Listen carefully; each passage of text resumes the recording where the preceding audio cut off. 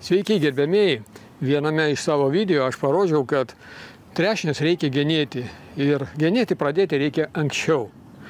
Ir gavau tokių komentarų, kad nereikia nieko genėti, nereikia. Aš netgi sakiau, kad nupjoviau trešnį galvą.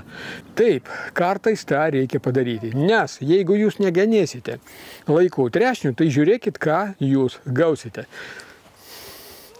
Čia gal 7 metų medis, pažiūrėkit, koks aukštis. Viskas auga tiesiog į viršų, kaip tuo pagaunasi medis. Tai kaip skint tuos uogas, jas visas suvalgys paukščiais, tikrai. Galbūt tą darbą reikėjo padaryti anksčiau.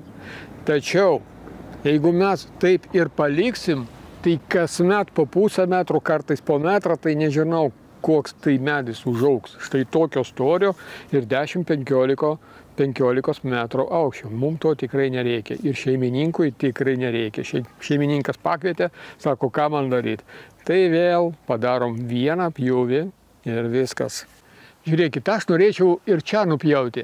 Tačiau mums reikia stengtis trešnių pjauti kuo plonesnis šakas vis dėlto. Jeigu padaryti, kuo darome didesnius pjūvius, to sunkiau užgyja. Todėl vis dėlto aš padarysiu pjūvį truputį aukščiau. Ir čia pjaunu.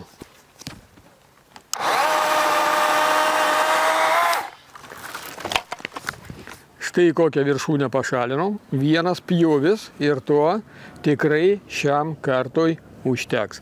Dabar pastimuliavom, kad apatinis šakos pradėtų augti ir kitais metais jau galėsime ir čia nupjauti, šioje vietoje. Dar pažeminti tam, kad vis dėlto derlius būtų pasiekiamas. Sėkmės!